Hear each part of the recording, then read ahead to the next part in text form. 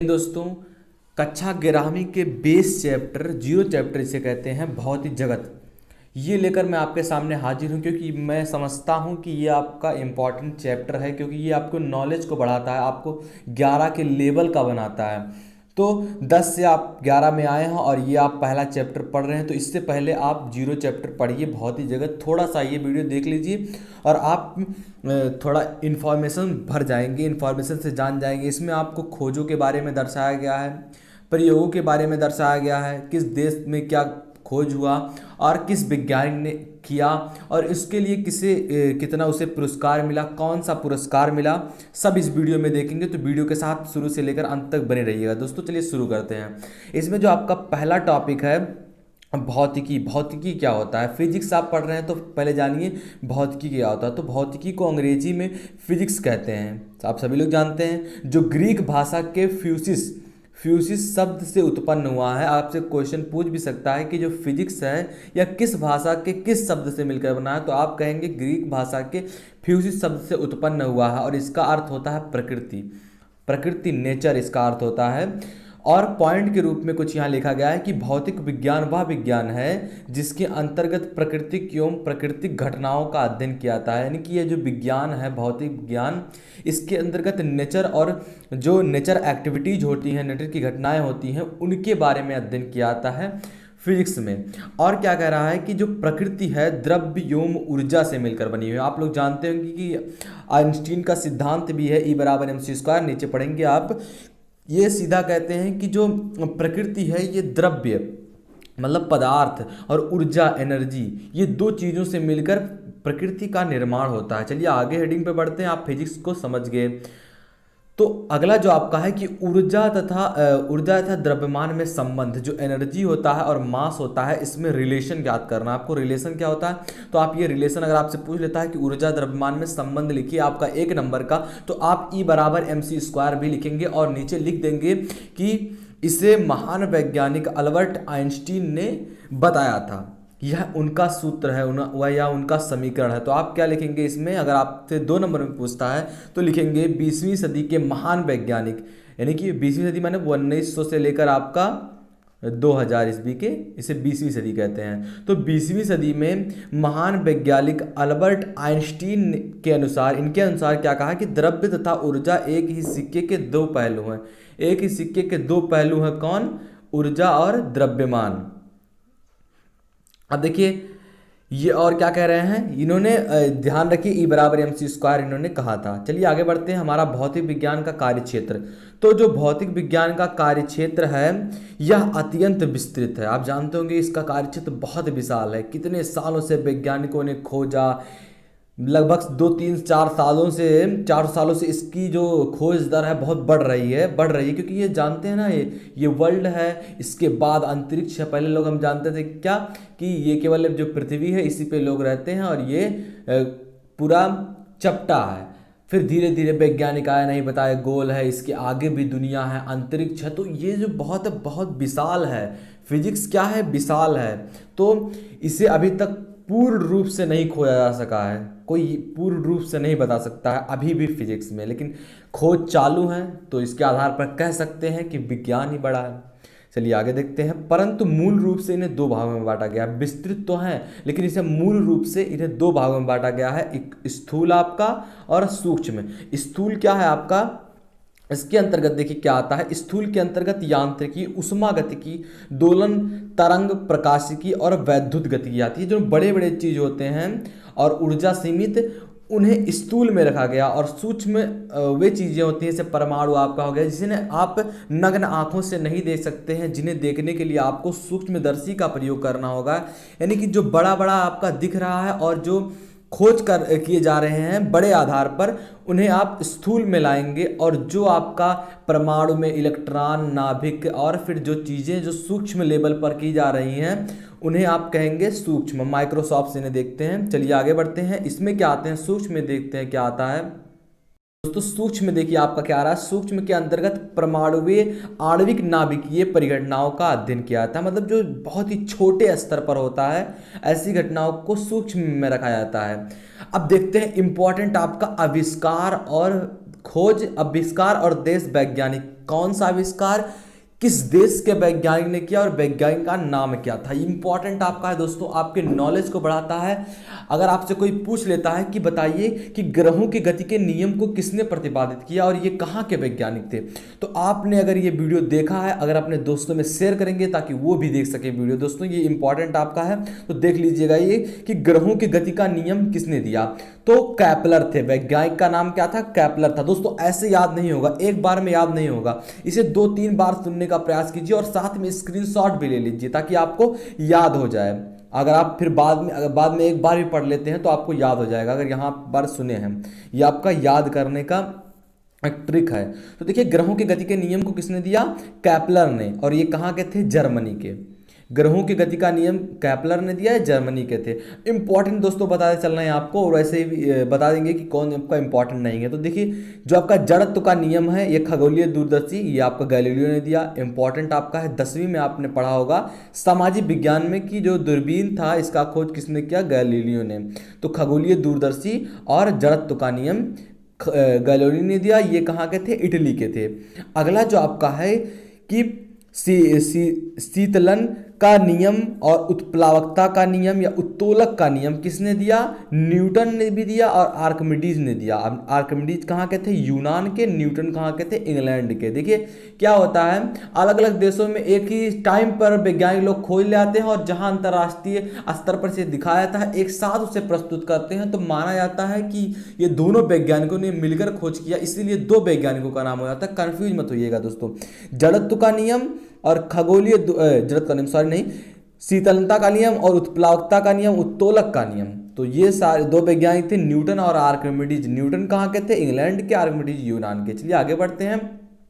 Important था आपका तरलों के प्रवाह का नियम। तरलों के प्रवाह का नियम किसने दिया, डेनियल बर्नौली ने दिया। बर्नौली पर में आप पढ़ेंगे, आगे आपको पढ़ाया जाएगा। तो अगला चैप्टर हमारा चैप्टर 1 आने वाला है, फुल आपका कम से कम 1 घंटे की वीडियो होगी, तो उसे आराम से देखिएगा। इससे पहले अगर आपने चैनल को सब्सक्राइब नहीं किया तो प्लीज़ चैनल को सब्सक्राइब कर लीजिए और बगल में जो नोटिफिकेशन वाला बेल आइकन है उसे दबा लीजिए ताकि हमारी कोई भी वीडियो अपलोड हो तो आप तक नोटिफिकेशन सबसे पहले पहुंच सके। तो आपका तरलों के प्रवाह का नियम डेनियल बर्नौली ने दिया। ये कहाँ के थे, स्वीडन के थे। आगे बढ़ते हैं। ये आपका इंपॉर्टेंट है। तरल दाब का नियम किसने दिया, पास्कल ने दिया। ये कहाँ के थे, फ्रांस के थे। और जो आपका अगला आ रहा है इंपॉर्टेंट कि विद्युत धारा का चुंबकीय प्रभाव, विद्युत धारा का जो चुंबकीय प्रभाव किसने दिया, आर्स्टेड। और ये कहाँ के थे, डेनमार्क के थे। आगे चलते हैं। हमारा अगला है कि विद्युत चुंबकीय प्रेरण किसने दिया, माइकल फैराडे ने। आपने 10 में पढ़ा होगा कि विद्युत चुंबकीय प्रेरण का सिद्धांत माइकल फैराडे ने दिया और ये कहाँ के थे, इंग्लैंड के थे। इसके आगे बढ़ते हैं। हमारा अगला है कि अणुगतिकी सिद्धांत या विद्युत चुंबकत्व का नियम किसने दिया, मैक्सवेल हैं आपके। इन्होंने क्या दिया, अणुगतिकी सिद्धांत, विद्युत चुंबकत्व का नियम किसने दिया, मैक्सवेल ने दिया। ये कहाँ के थे, स्कॉटलैंड के थे। टेलीफोन इंपॉर्टेंट आपका है, आपसे पूछ भी लेता है कि आपके घर में टेलीफोन है तो बताइए इसका खोज किसने किया, इसका सिद्धांत किसने बनाया, तो आप क्या लिखेंगे, ग्राहम बेल। ये कहाँ के थे, स्कॉटलैंड के। अगला जो आपका आ रहा है इंपॉर्टेंट और आपके लिए कि आपसे कोई पूछ लेता है कि भारत के कैसे वैज्ञानिक का नाम बताइए, वैज्ञानिक का नाम बताइए, आपसे पूछ लेता है तो आपके पास केवल जवाब होता है एक ही, वो क्या, अब्दुल कलाम। लेकिन इसके साथ भी याद रखिए बहुत वैज्ञानिक थे दोस्तों जो भारत से ही खोज किए, और लेकिन उनका नाम सूक्ष्म स्तर पर ही रह गया। और कुछ वैज्ञानिक तो ऐसे थे जो देश छोड़कर ही चले गए, अमेरिका में चले गए, इंग्लैंड में चले गए और बड़े बड़े वैज्ञानिक के नाम से प्रचलित हुए, लेकिन भारत में नहीं आते हैं दोस्तों। ऐसे जगदीश चंद्र बोस आपका है, ये कहाँ के थे, भारत के। इन्होंने बेतार संचार को खोजा, बेतार संचार का नियम दिया। आगे बढ़ते हैं। अगला है कि क्वांटम सांख्यिकी, क्वांटम सांख्यिकी सत्यनाथ बोस। देखिए वैज्ञानिक के, ये भी भारत के वैज्ञानिक हैं कि क्वांटम सांख्यिकी दिया इन्होंने नियम, और ये कहाँ के थे, ये इनका नाम क्या था, सत्येंद्रनाथ बोस। अगला जो आपका है द्रव्यमान ऊर्जा समतुल्यता का नियम, इंपॉर्टेंट आपका है दोस्तों। द्रव्यमान ऊर्जा समतुल्यता का नियम दिया अल्बर्ट आइंस्टीन ने, और ये कहाँ के थे, जर्मनी के थे। आगे बढ़ते हैं इंपॉर्टेंट टॉपिक की ओर कि भारत भौतिकी के क्षेत्र में प्रमुख नोबेल पुरस्कार विजेता।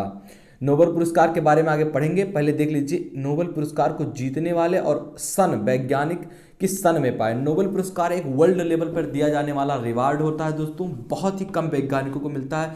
भारत में शायद प्रथम बार 1930 में डब्ल्यू के रोंजन को मिला था।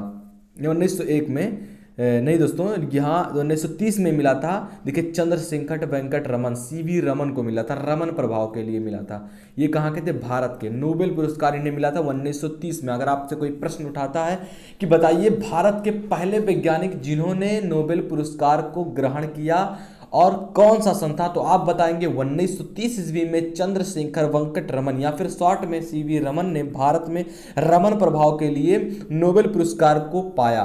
अगला जो आपका है कि 1901 में डब्ल्यू के रोंजन ने जर्मनी के थे एक्स किरणों की खोज के लिए इन्हें मिला। 1909 ईस्वी में जी मार्कोनी इटली के थे बेतार संचार के लिए इन्हें मिला। 1903 में हेनरी बेकरल फ्रांस के थे प्राकृतिक रेडियो एक्टिविटा के लिए इन्हें मिला।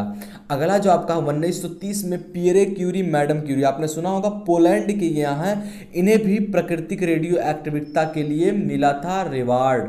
कौन सा? नोबेल पुरस्कार। आगे बढ़ते हैं। 1936 में कार्ल एंडरसन ने अमेरिका के थे पॉजिट्रॉन की खोज की थी, इसलिए इन्हें नोबेल पुरस्कार मिला। 1922 में नील बोहर ने परमाणु की संरचना की खोज की, इसके लिए इन्हें नोबेल पुरस्कार मिला। 1945 में पाउली, जो कि कहाँ के थे? ऑस्ट्रिया के थे, अपवर्जन नियम को बताया, इसके लिए इन्हें नोबेल पुरस्कार मिला। 1986 में ई रुस्का जर्मनी के थे, प्रथम इलेक्ट्रॉन सूक्ष्मदर्शी की खोज की, जिसके कारण नोबेल पुरस्कार मिला। 2017 में अभी हाल ही में रेनर बीस, बेरी सी बेसिन और कीब रसभोन कहाँ के थे? अमेरिका के तीनों वैज्ञानिक थे, गुरुत्वीय तरंगों की खोज की, जिसके लिए इन्हें नोबेल पुरस्कार 2017 में दिया गया। आगे बढ़ते हैं। देखते हैं दोस्तों नोबेल पुरस्कार होता क्या है। नोबेल पुरस्कार की बात आ रही तो सोचा कि ये हेडिंग भी आपको दे दिया जाए कि नोबेल पुरस्कार क्या है। तो देखिए नोबेल पुरस्कार जो है स्वीडन की रॉयल अकादमिक ऑफ साइंस द्वारा दिया जाने वाला एक पुरस्कार है, जो 1901 से शुरू हुआ। प्रथम बार किसको दिया गया था? प्रथम बार भारत में दोस्तों, सॉरी मैं आपको बताया था कि 1930 में मिला था, लेकिन नहीं 1901 में मिला था। देखिए सीवी रमन को मिला था, डब्ल्यू के रोंजन को मिला था, लेकिन एक और भारत के वैज्ञानिक थे जिन्हें नोबेल पुरस्कार मिला था, लेकिन वो कवि के क्षेत्र में थे। रविंद्रनाथ टैगोर का नाम आप सभी लोग जानते होंगे, उन्हें मिला था। तो देख लीजिए 1901 ईस्वी में यह कब दिया? डब्ल्यू के रोंजन को दिया गया था। चलिए देखते हैं। नोबेल पुरस्कार Sweden royal academy of science द्वारा दिया जाता है। नोबेल पुरस्कार बात न जानिए, वर्ल्ड लेवल पे दिया जाने वाला ये अवार्ड है। अब देखिए जॉन वर्डिस विश्व के एकमात्र भौतिक विद हैं जिन्हें भौतिकी के क्षेत्र में 2 बार नोबेल पुरस्कार मिला। 1956 में एक बार मिला, 1972 में मिला। तो आप याद रखेंगे जॉन वर्डिन का नाम आप याद रखेंगे, इन्हें 2 बार नोबेल पुरस्कार मिला, एकमात्र ऐसे वैज्ञानिक थे। और मैडम क्यूरी को भी 2 बार नोबेल पुरस्कार मिला, 1903 में और भौतिकी के क्षेत्र में, और रसायनक के क्षेत्र में 1911 में मिला इन्हें नोबेल पुरस्कार। ये केवल भौतिक के क्षेत्र में था दोस्तों, बहुत से ऐसे क्षेत्र रासायनिक और जियोग्राफी आपका बहुत से ऐसे क्षेत्र हैं हिस्ट्री के जहाँ नोबेल पुरस्कार लोगों को दिए जाते हैं। तो ये आपका मैडम क्यूरी और जॉन वर्डिन 2 बार पाने वाले नोबेल पुरस्कार विजेता हैं।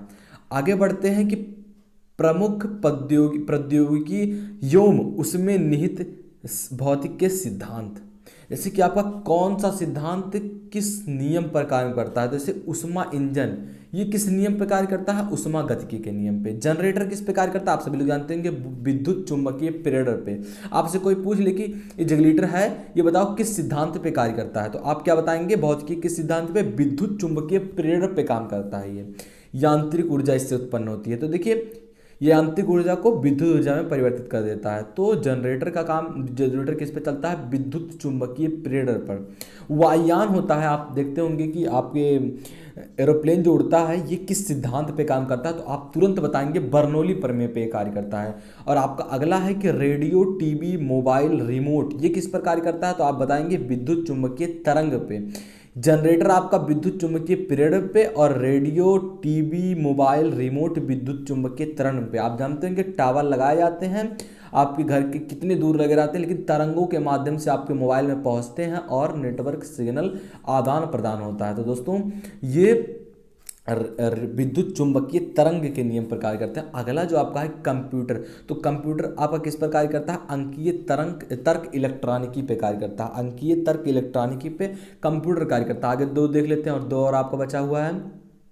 रेडार, रेडार आपका किस पर कार्य करता है, रेडियो तरंगों का परावर्तन पे कार्य करता है। सोनार आपका पराश्रव्य तरंगों का परावर्तन पे कार्य करता है। सोनार आपका, सोनार के बारे में जानते होंगे आप कि इसे समुद्र समुद्र में इसका उपयोग किया जाता है, जहाज के रूप में जहाज़ों के आगे लगा दिया जाता है। और नीचे देखते हैं ये जब इससे तरंगे छोड़ी जाती हैं तो ये तरंगे क्या होती हैं, किसी भी वस्तु से टकरा कर जो समुद्र के अंदर रहते हैं उसे वापस ले आती हैं तरंगे। और इससे क्या होता है, जान जाते हैं कि आगे कुछ है। तो इससे सोनार का यूज किया जाता है। तो दोस्तों ये था आपका जीरो चैप्टर भौतिक जगत, जिसके बारे में आपने भौतिक के बारे में थोड़ा बहुत जाना, नोबेल पुरस्कार के बारे में जाना, वैज्ञानिकों के खोज के बारे में जाना, सिद्धांतों के बारे में जाना।